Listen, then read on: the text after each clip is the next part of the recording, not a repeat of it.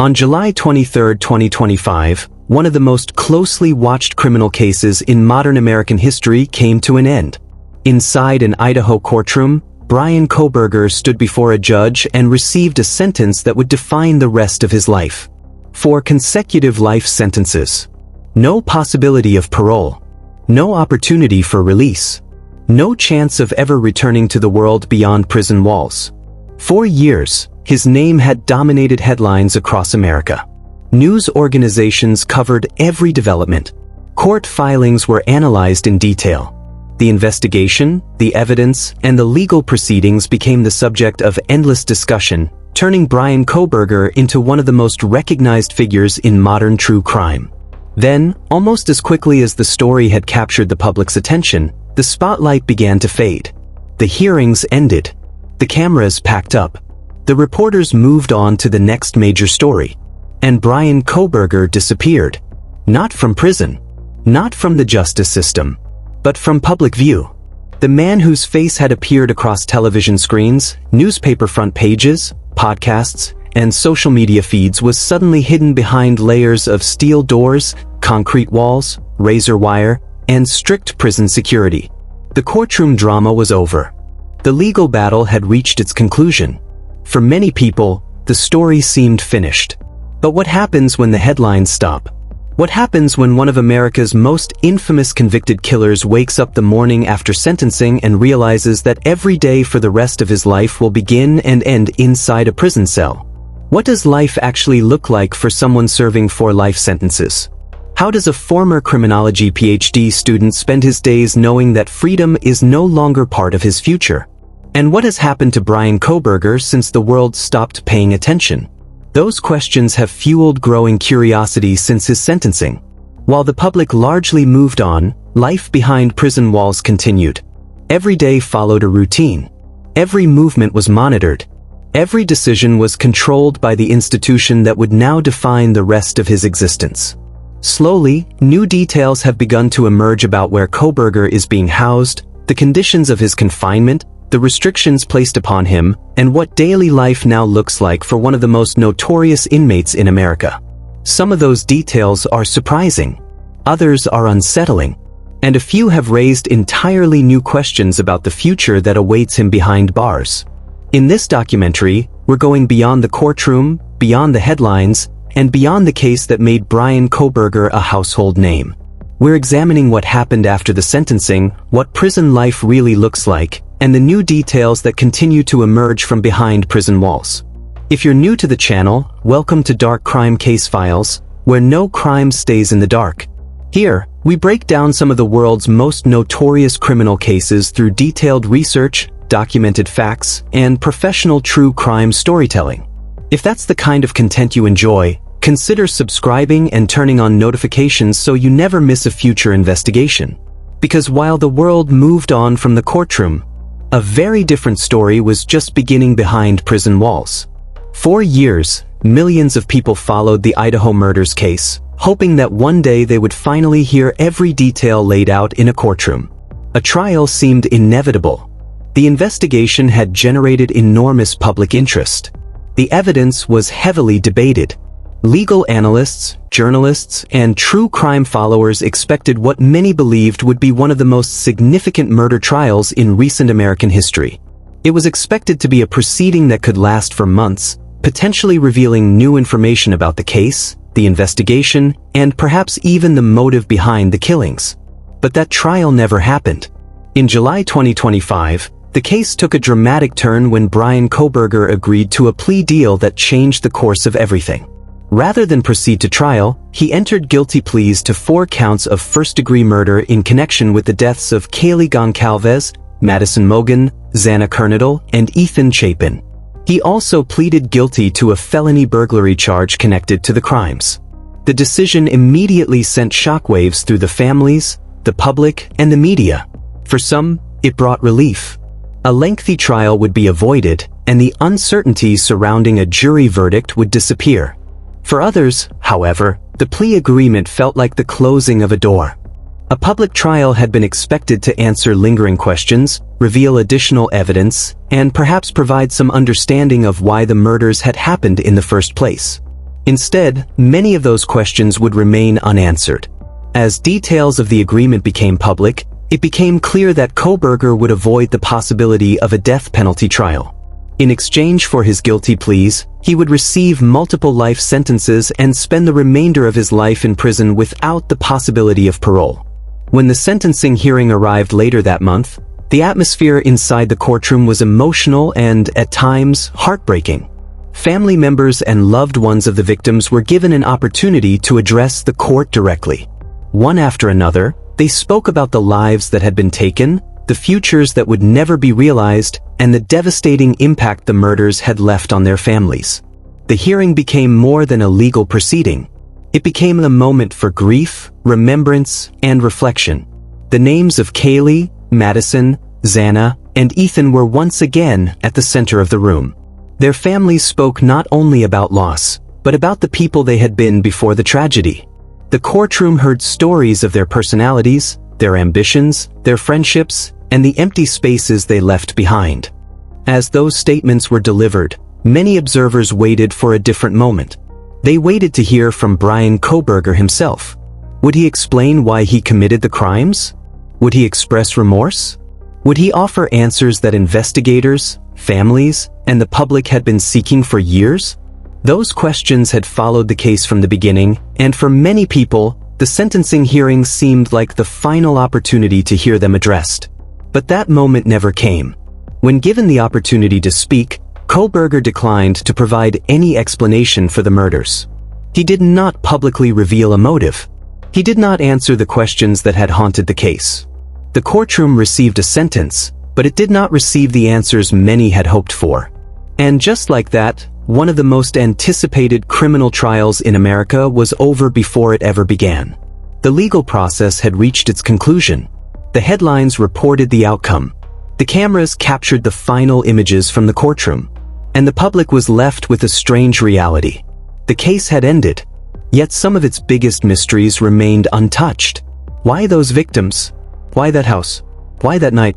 And perhaps most importantly, why had Bryan Kohberger chosen to remain silent? Those unanswered questions would continue to follow the case long after the courtroom emptied. But while the public focused on what had not been said, another chapter was quietly beginning. Because once the sentencing hearing ended and the cameras turned away, Bryan Kohberger was no longer preparing for trial. He was preparing for prison. Once the sentencing hearing was over, Bryan Kohberger's future was no longer being decided inside courtrooms. It was being decided by the prison system. For years, the public had followed every development in the investigation and legal proceedings. Cameras captured his court appearances. Journalists documented every hearing. Millions of people watched as one of the most notorious criminal cases in recent American history unfolded in real time. But after sentencing, the process became far less visible. The next chapter would take place behind walls few people ever see. Following his sentencing, Kohberger entered the complex system responsible for managing inmates serving some of the most serious sentences in the state. Contrary to what many people imagine, a convicted murderer is not simply transported to a prison cell and left there. Before an inmate can become part of the prison population, a lengthy evaluation process begins. Every movement, every assessment, and every decision is carefully documented. The transfer itself marks a dramatic shift. One day, an inmate is at the center of national attention. Next, he becomes another individual entering a highly controlled correctional system designed to manage every aspect of daily life. Upon arrival, the intake process begins. For correctional officials, this stage is critical. They need to determine not only where an inmate will be housed, but also the level of risk he may pose to others and the level of risk others may pose to him. Basic information is verified. Medical screenings are conducted. Personal property is processed and cataloged. Prison staff begin building a profile that will help determine how the inmate will be managed moving forward. For someone like Bryan Kohberger, however, the process carries additional layers of scrutiny. His case was unlike that of the average inmate. By the time he entered the Idaho prison system, his name was already known across the country. The case had generated international headlines, countless documentaries, online discussions, and years of intense media coverage. That kind of notoriety creates unique challenges for correctional officials. Inside prison walls, fame can be dangerous. High-profile inmates often attract attention from other prisoners. Some inmates may seek interaction because of the case's notoriety. Others may view a well-known offender as a target. In some situations, simply being recognizable can create security concerns that require additional precautions. Because of this, prison officials conduct detailed classification reviews. Classification is one of the most important stages of the correctional process. During these evaluations, officials examine an inmate's criminal history, sentence length, behavior, security risks, escape potential, and overall management needs. The results help determine where an inmate will be housed and what level of supervision will be required. For someone serving 4 life sentences without the possibility of parole, the stakes are especially high.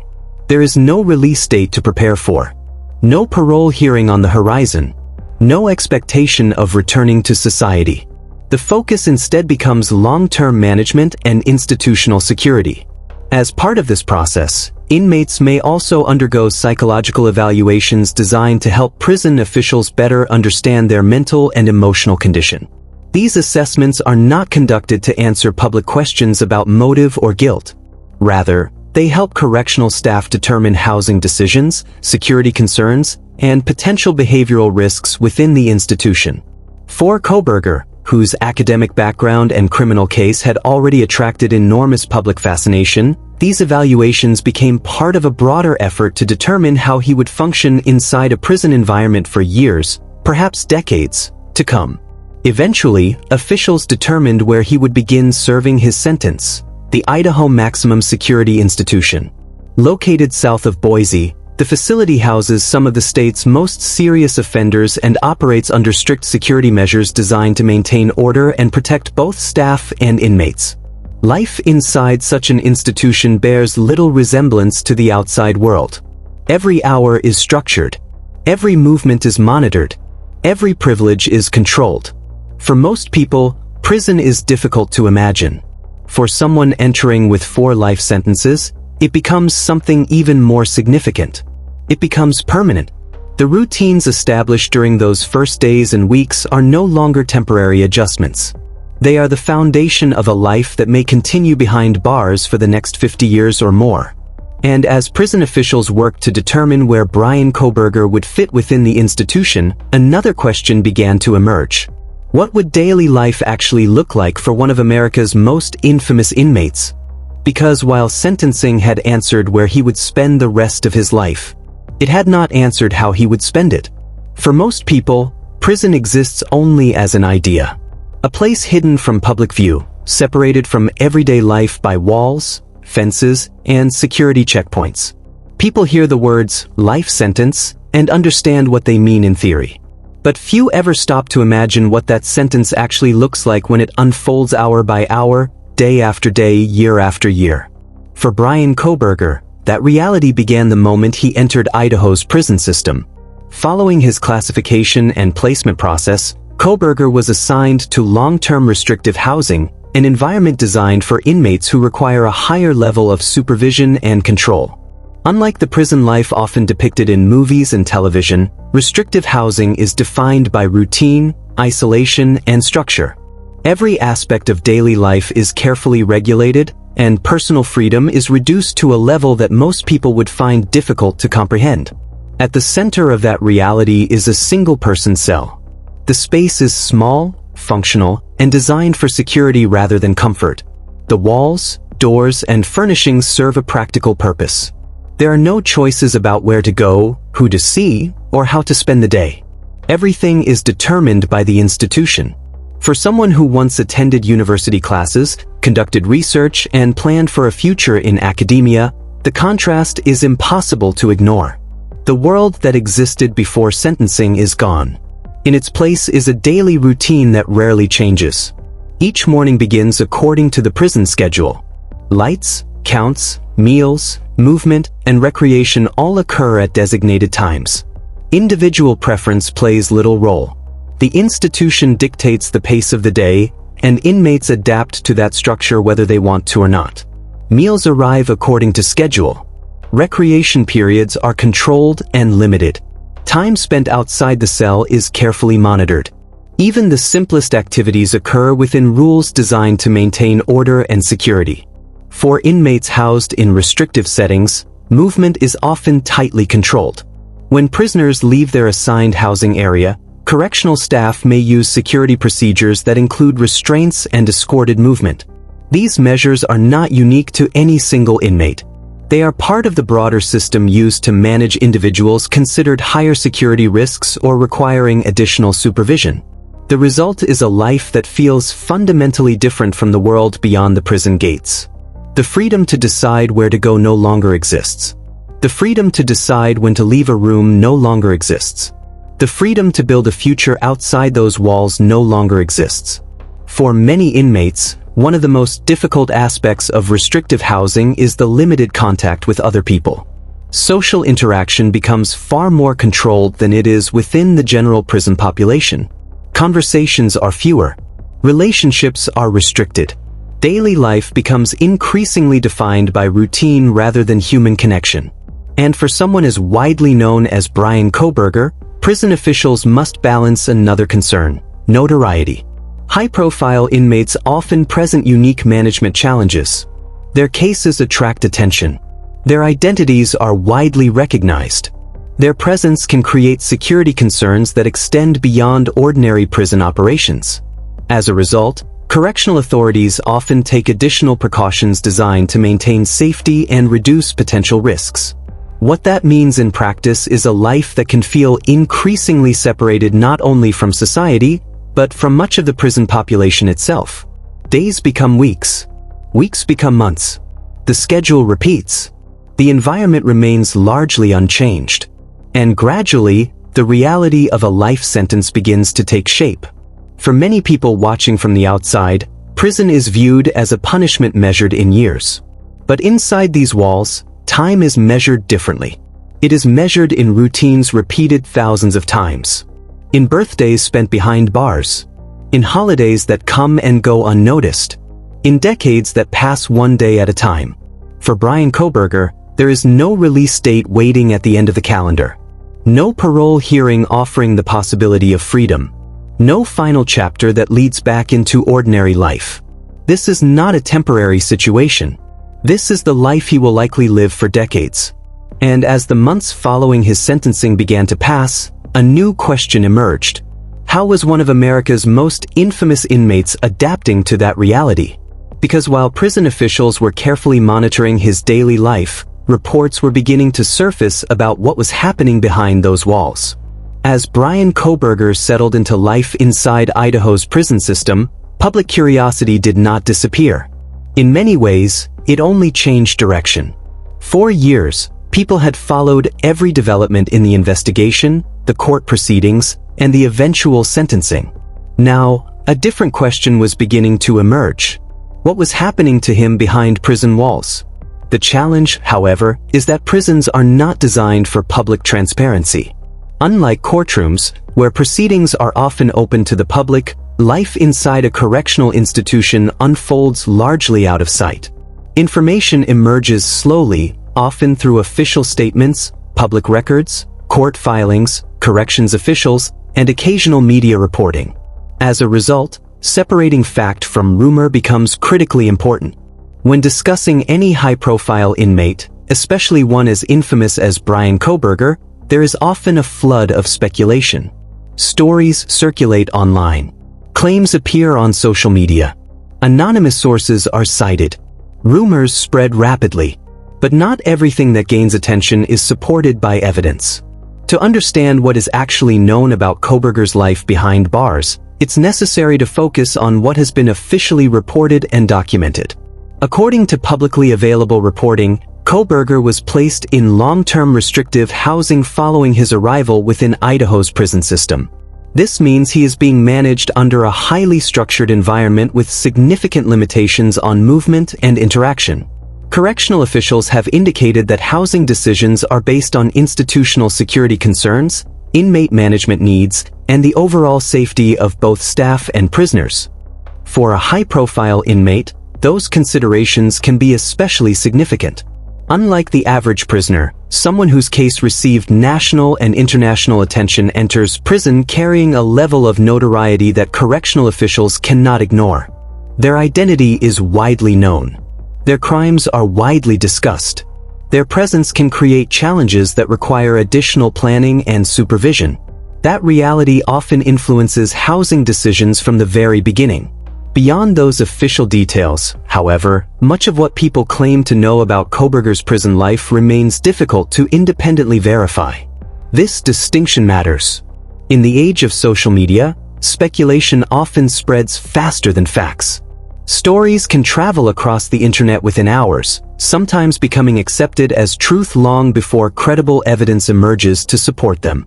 For that reason, many of the more dramatic claims circulating online should be approached cautiously unless they are supported by official documentation or reputable reporting.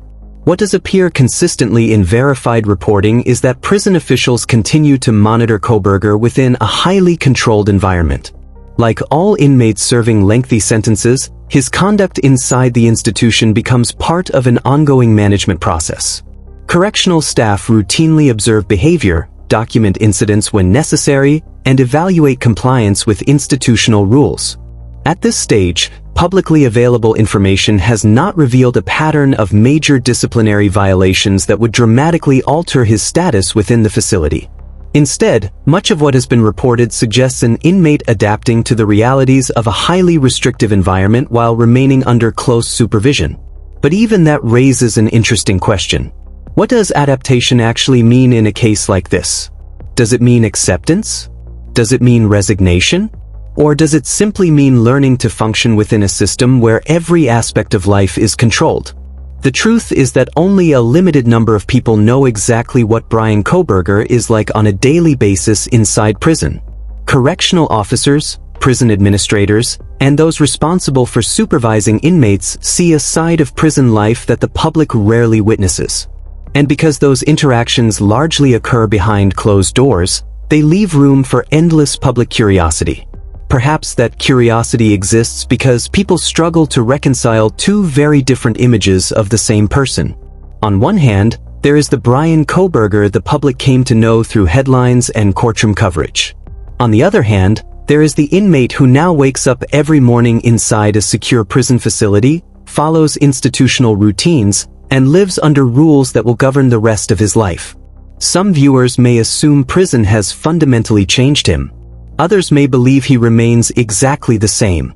The reality is that the public simply doesn't have enough verified information to draw definitive conclusions. What can be said is that life behind bars is often very different from what people imagine. The routines, restrictions, isolation, and lack of personal freedom have a way of reshaping daily existence, regardless of who an inmate was before entering prison. And that leads to perhaps the biggest question of all. Has prison changed Bryan Kohberger? Or is the man living behind those walls today the same man who entered them? It's a question that continues to fuel public fascination with the case. Because while official reports reveal pieces of the story, they do not reveal everything. And for many people, that mystery remains just as compelling as the case itself. But there is another challenge that comes with being one of the most recognized inmates in America. A challenge that extends beyond prison routines, housing assignments, and institutional rules. Because no matter where Bryan Kohberger is housed, one fact remains impossible to escape. Everyone knows who he is. For most prisoners, entering a correctional facility means becoming largely anonymous. Their names are known to prison staff. Their records exist within the system. But beyond that, they are simply one inmate among many.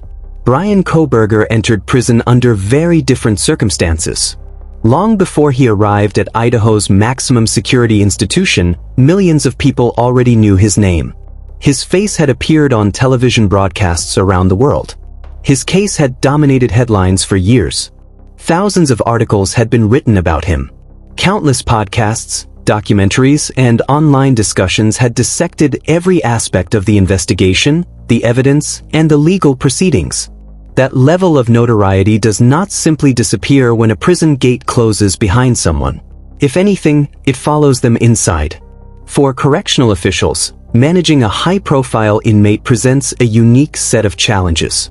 Prisons are designed to maintain order, security, and safety. But when an inmate enters carrying national attention, those responsibilities become significantly more complicated.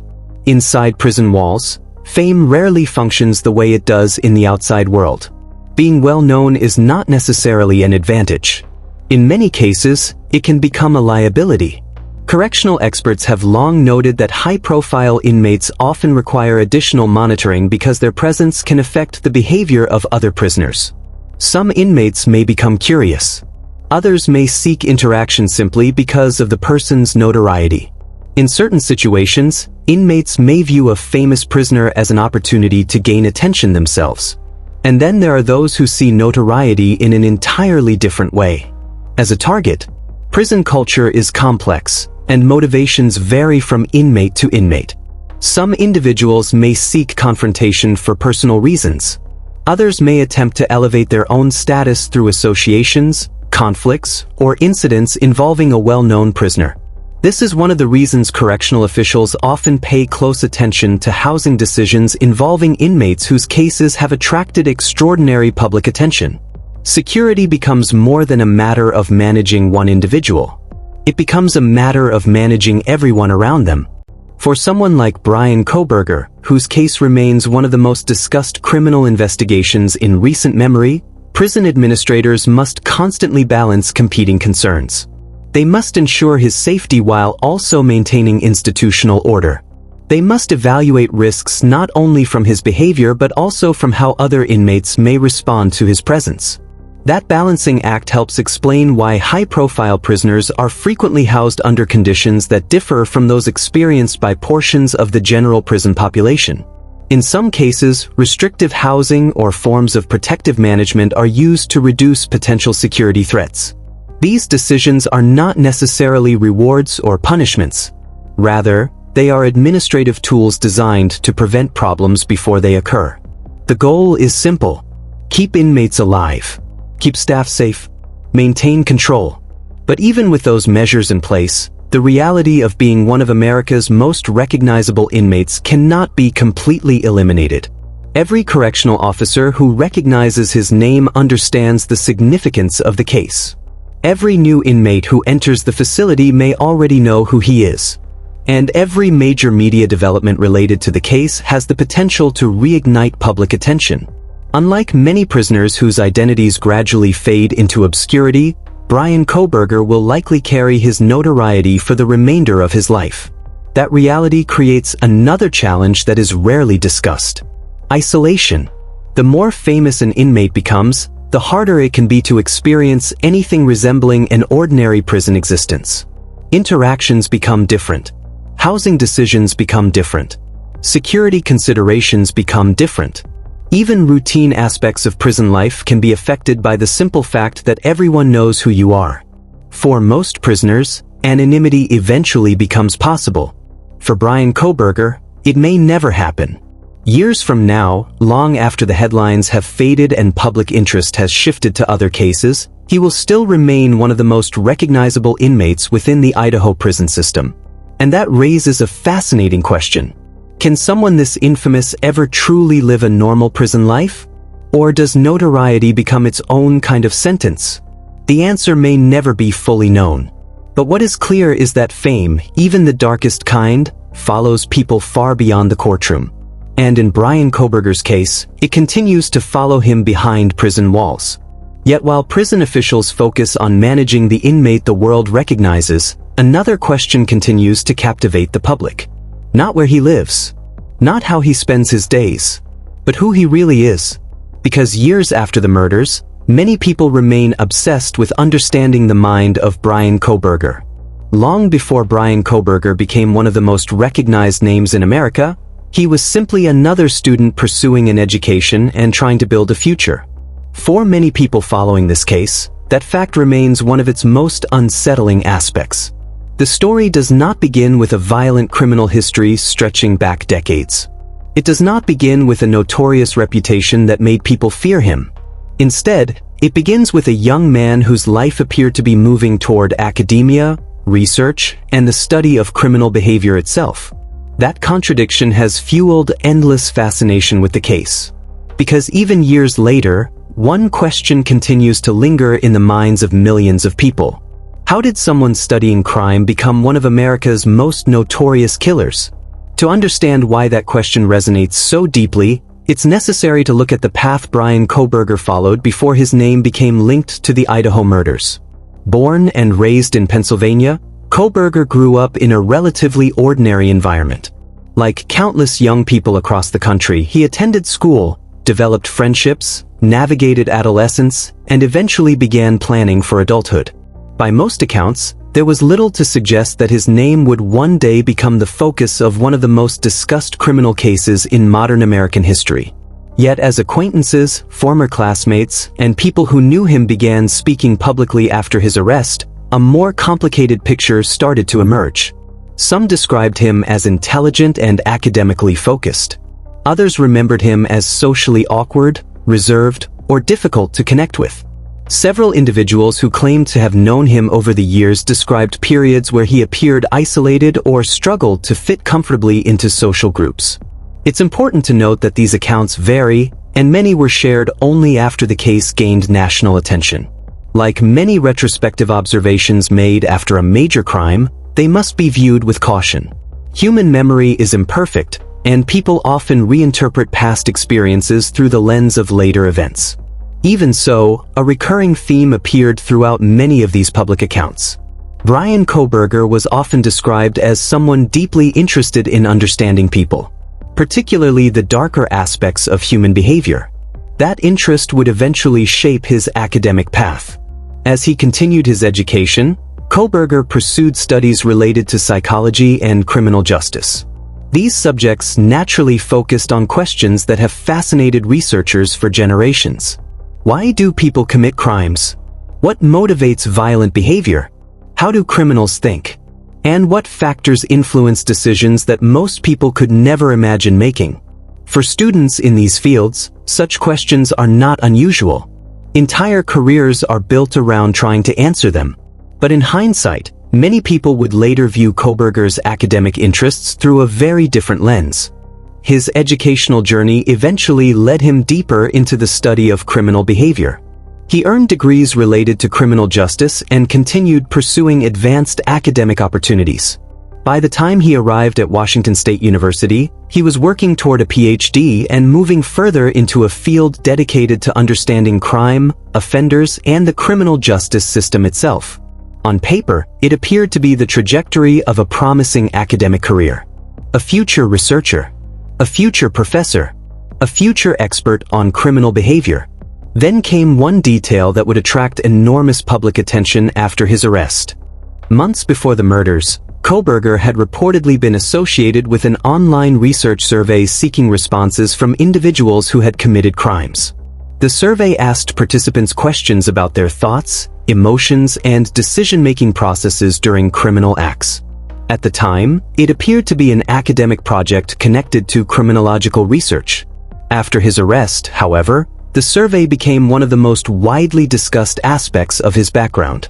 To some observers, it seemed chilling. To others, it was simply the type of research that students in criminology often conduct. The distinction became an important one, because while the survey generated significant public fascination, there has never been evidence suggesting that studying criminal behavior itself is unusual within the field of criminology. Researchers routinely examine offenders, criminal motivations, and behavioral patterns as part of legitimate academic work. Yet the timing and circumstances ensured that the survey would remain part of the public conversation. It represented another piece of the larger mystery surrounding Bryan Kohberger. The mystery of who he was before the murders. The mystery of what was happening beneath the surface. And the mystery of whether there were signs that anyone failed to recognize. Over time, countless theories emerged. Some focused on his personality. Others focused on his academic interests. Some attempted to identify warning signs in hindsight. Others argued that many of the characteristics discussed after his arrest could be found among thousands of ordinary people who never commit violent crimes. The truth is that human behavior is rarely simple. People often want clear explanations for shocking crimes. They want a moment in someone's past that suddenly makes everything understandable. But reality is rarely that straightforward. Not every socially awkward person becomes violent. Not every criminology student becomes a criminal. And not every fascination with crime reflects criminal intent. That is one reason why so many questions about Bryan Kohberger continue to persist. The public has learned about his childhood, his educational path, his academic ambitions, his interest in criminal justice, his pursuit of a PhD, and the personality traits that former acquaintances have publicly discussed. Yet even after years of investigation, legal proceedings, and public scrutiny, many people still feel they do not fully understand the person at the center of the case. Perhaps that is because the most important question remains unanswered. Not where he studied, not what he researched, not what degree he hoped to earn. Why did the events that shocked the nation happen at all? It is a question that has followed this case from the very beginning. And despite everything that has been learned, it remains one of the biggest mysteries surrounding Bryan Kohberger to this day. For all the evidence presented, all the investigations conducted, and all the years spent analyzing this case, one reality remains impossible to ignore. The biggest question was never answered. In many criminal cases, investigators are eventually able to establish at least some form of motive. It may not satisfy everyone, but there is often a clear explanation that helps people understand why a crime occurred.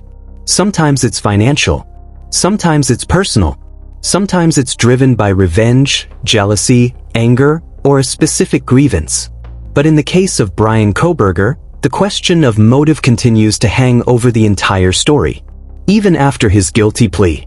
Even after his sentencing. Even after years of investigation. The public still does not have a definitive answer. And perhaps the most frustrating part for many observers is that the one person who may know the full answer has chosen not to provide it. When Kohberger entered his guilty plea, many people believed the sentencing process might finally provide some clarity. There was hope that he would explain his actions, offer insight into his thinking, or reveal what led to one of the most shocking crimes in recent American history. Instead, that moment never came. When given the opportunity to speak publicly, Kohberger declined to explain himself. No detailed statement. No public confession beyond the guilty plea. No explanation for why the murders happened. No explanation for why those victims were chosen.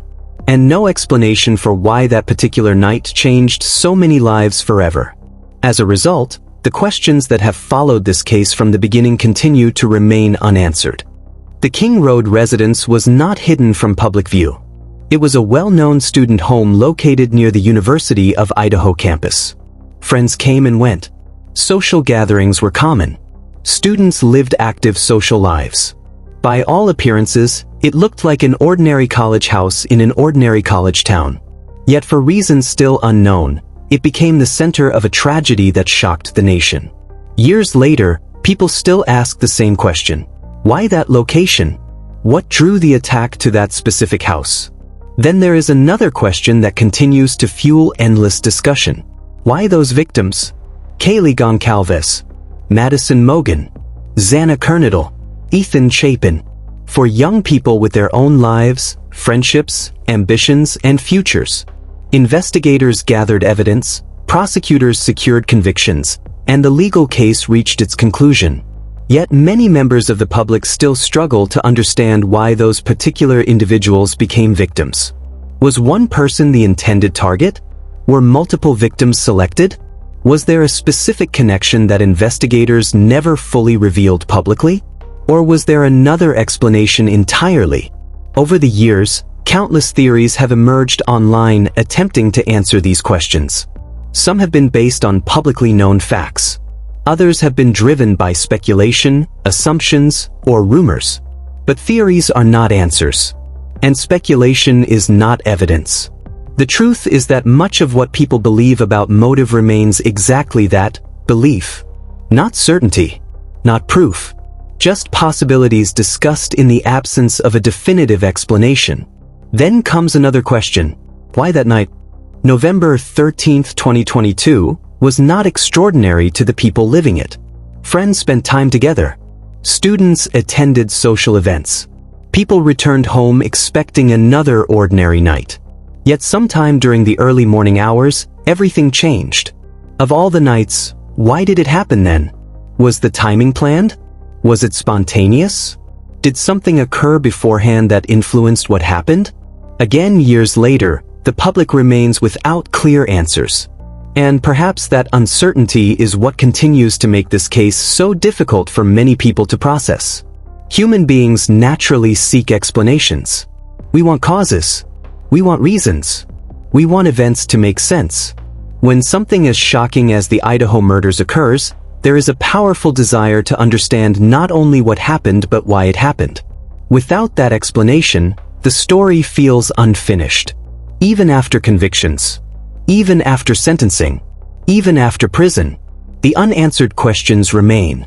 Some criminal cases become famous because of the evidence. Others become famous because of the investigation. But some become unforgettable because of the mysteries that survive long after the legal proceedings have ended.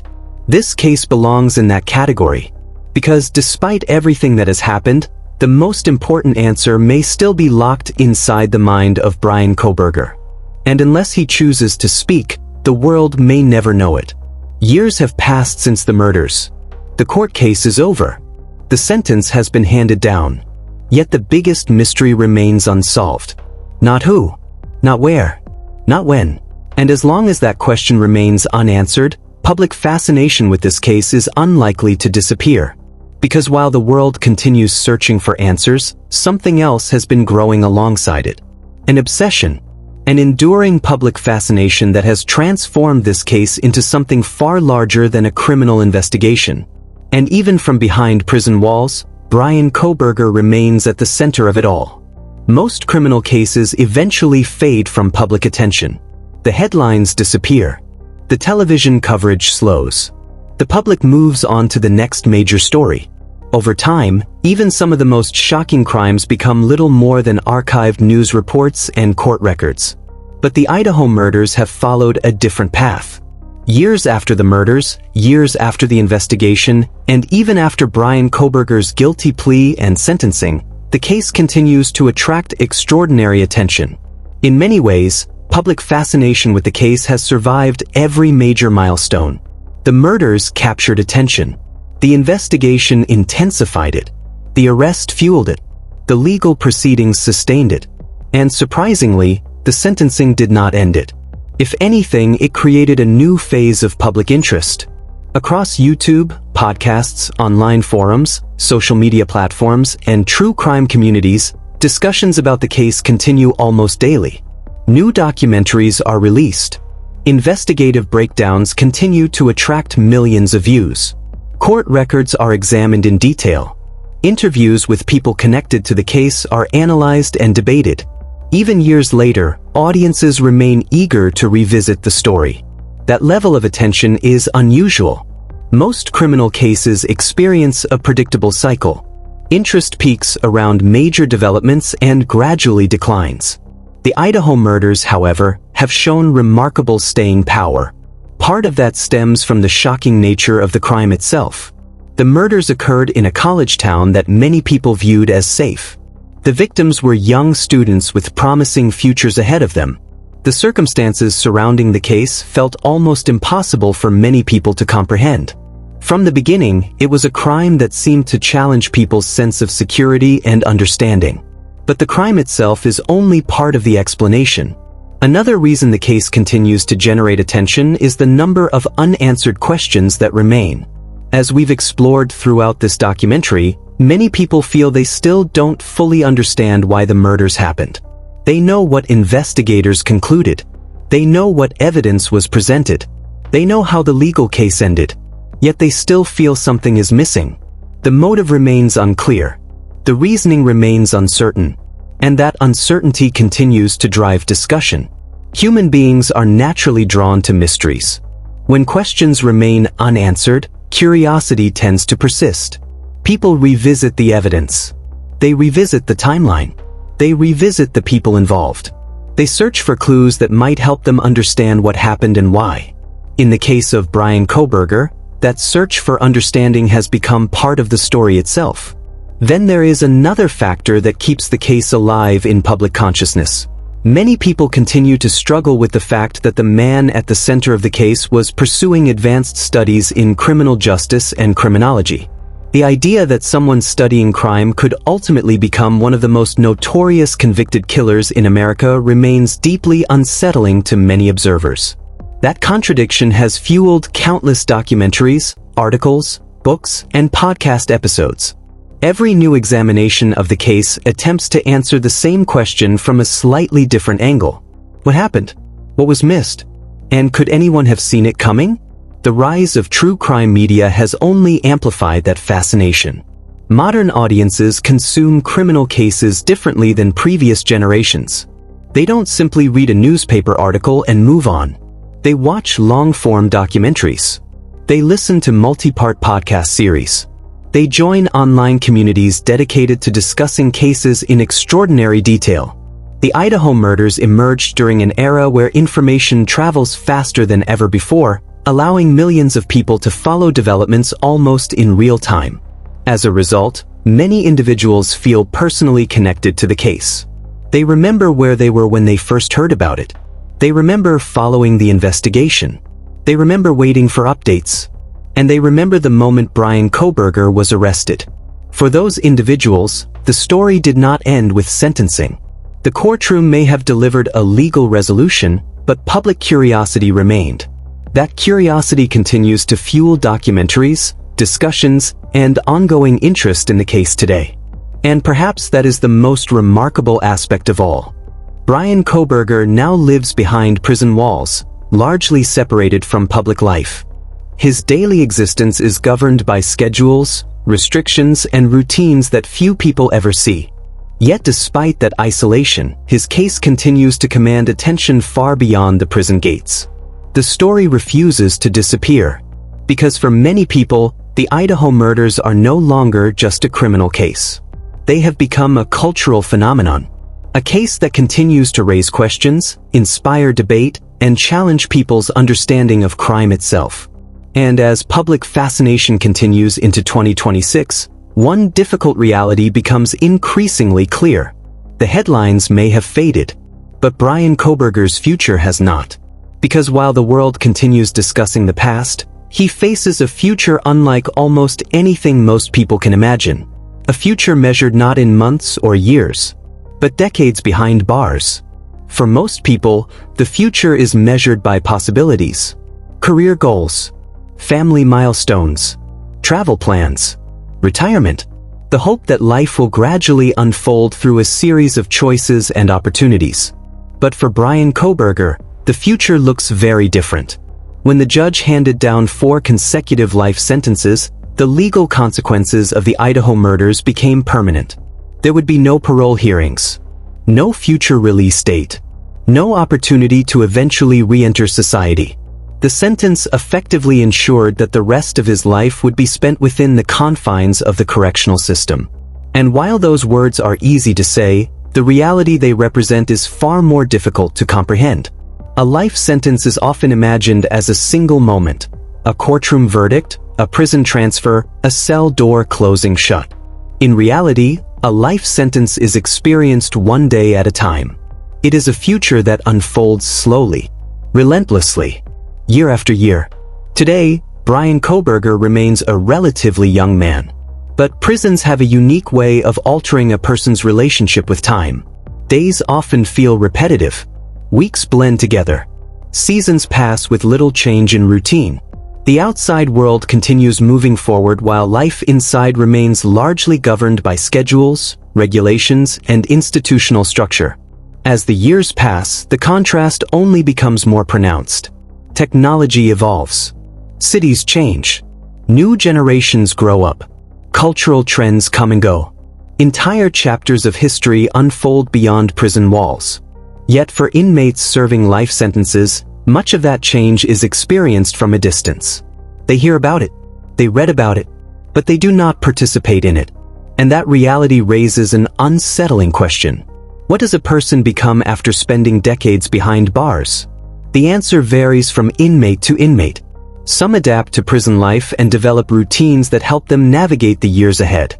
Others struggle with the psychological reality of knowing they will never regain their freedom. Some become increasingly isolated.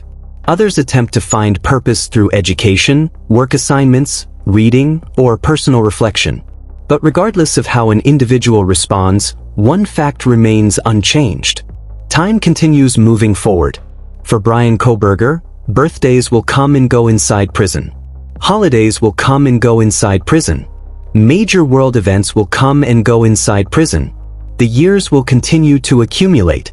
10 years, 20 years, 30 years, perhaps even 50 years or more. And with each passing decade, the reality of his sentence will become increasingly difficult to ignore. There is also the question of aging. When people discuss life sentences, they often focus on the immediate punishment. Far less attention is given to what happens decades later. The young inmate eventually becomes a middle-aged inmate. The middle-aged inmate eventually becomes an elderly inmate. Physical abilities change. Health concerns emerge. The body slows down. Yet the prison walls remain exactly where they were. For inmates serving life without parole, old age does not bring freedom. It arrives inside the institution. That reality has become one of the most sobering aspects of long-term incarceration. The sentence is not measured solely by years served. It is measured by the gradual realization that every future milestone will occur behind bars. Every chapter of life, every season, every passing year, all experienced within the same system. Then there is the issue of isolation. Even under the best circumstances, prison can be a profoundly isolating environment. Relationships change. Families age. Friends move on with their lives. The world outside continues its own story while the inmate remains largely separated from it. For a high-profile prisoner like Bryan Kohberger, that isolation may be even more significant. His notoriety is unlikely to disappear completely. The case that made him infamous will likely follow him for the rest of his life, ensuring that even decades from now, his name will remain connected to one of the most shocking criminal cases in recent American history. And perhaps that is the most difficult reality to imagine. Not the sentencing hearing, not the prison transfer, not even the first years behind bars, but the decades that follow, the ordinary days, the repeated routines, the endless passage of time. Because while the public often focuses on dramatic moments, life sentences are ultimately built from countless ordinary ones. A morning count, a meal, a walk, a locked door, another day, and then another, and another, until years become decades, and decades become a lifetime. For Bryan Kohberger, that is the future that now lies ahead. A future with no parole, no release date, and no clear ending beyond the prison walls themselves. Yet even as his future appears largely written, the impact of the case continues to ripple far beyond his prison cell. Because while Bryan Kohberger's story may now be defined by confinement, the story of the Idaho murders continues to live on in a very different way. Through the families, through the community, and through the memory of the 4 young lives that were lost. As the years continue to pass, it becomes increasingly clear that the story of the Idaho murders was never truly about Bryan Kohberger. His name may dominate headlines. His face may appear in documentaries. His prison sentence may continue to generate public interest. But at the heart of this case are 4 young people whose futures were taken away long before they had the chance to fully live them. Kaylee Goncalves, Madison Mogen, Xana Kernodle, and Ethan Chapin. Before they became known around the world as victims, they were sons and daughters, friends, classmates, and loved ones. They were young people building lives that should have stretched decades into the future. Kaylee Goncalves was preparing for a new chapter in life. Friends and family remembered her as energetic, determined, and deeply connected to the people she cared about. She had plans, ambitions, and milestones she was looking forward to reaching. Madison Mogen was known for her warmth and close friendships. Those who knew her often described someone who brought people together and created lasting bonds with those around her. Her friendship with Kaylee was one of the many relationships that became symbolic of the lives interrupted by tragedy. Xana Kernodle was remembered for her vibrant personality and the positive energy she brought into the lives of others. She was a college student with goals of her own, surrounded by friends and family who expected to watch her future unfold. And Ethan Chapin was known as a devoted son, brother, and friend. Family members have spoken about his kindness, his character, and the enormous void left behind by his loss. The impact of his death extended far beyond a university campus, reaching an entire community of people who loved him. For their families, the passage of time has never erased the reality of what happened. Court proceedings may conclude. Sentences may be handed down. News coverage may fade. But grief does not operate according to legal timelines. For parents, siblings, relatives, and friends, the loss remains. Every birthday that isn't celebrated. Every holiday with an empty seat at the table. Every life event that should have included them. These are the moments that continue long after cameras leave and headlines disappear. The impact of the murders was also felt throughout Moscow, Idaho. For generations, the city had been viewed as a quiet college town where violent crime was rare. Residents often described it as a place where people felt safe, where students built friendships, and where families felt comfortable sending their children to pursue their education. The murders shattered that sense of security. In the weeks and months that followed, fear spread throughout the community. Students left campus. Parents worried about their children. Residents locked doors that they may not have thought twice about before. The crime forced an entire town to confront something it never expected to experience. Even years later, the case remains part of Moscow's history. Not because the community wants to be defined by tragedy, but because some events leave a permanent mark on the places where they occur. And beyond Moscow, the case became embedded in public memory. Millions of people followed the investigation. Millions more learned the names of the victims. The story became one of the most discussed criminal cases of the modern era, not only because of the crime itself but also because of the questions it left behind. Yet for all the attention the case has received, the most meaningful legacy may be found in the efforts to remember who these four young people were beyond the headlines. Not as evidence in a courtroom, not as names in a police report, but as individuals whose lives mattered, individuals who were loved, individuals who were valued, individuals who should still be here. Perhaps that is the most important thing to remember when discussing cases like this. The public often becomes fascinated by investigations, suspects, and criminal psychology. We analyze evidence. We study timelines. We examine motives. We search for answers. But behind every major case are real people whose lives were forever changed. And in this case, for young lives that were forever taken. As time moves forward, the legal case may be closed, but the memory of Kaylee Goncalves, Madison Mogen, Xana Kernodle, and Ethan Chapin continues to live on through their families, their friends, and the countless people who refuse to let them be forgotten. Because while the man responsible will spend the rest of his life behind prison walls, their stories continue far beyond them. And perhaps that is where the true legacy of this case will always remain. As this story comes to a close, we're left with a reality that is both simple and deeply unsettling. Bryan Kohberger will spend the rest of his life behind prison walls. The court proceedings are over. The guilty plea has been entered. The sentence has been handed down. And for the justice system, the case has reached its conclusion. But for many people, the story itself still feels unfinished. Because despite years of investigation, countless hours of analysis, and one of the most closely followed criminal cases in recent American history, some of the biggest questions remain unanswered. The motive, the victim selection. Why that house? Why those victims? Why that night? And perhaps most importantly, why 4 young lives were taken in the first place? Those questions have followed this case from the very beginning. They fueled public fascination. They inspired endless discussion. And even now, years later, they continue to linger. Perhaps someday new information will emerge. Perhaps it won't. Perhaps the full truth remains known only to the man who chose not to explain himself.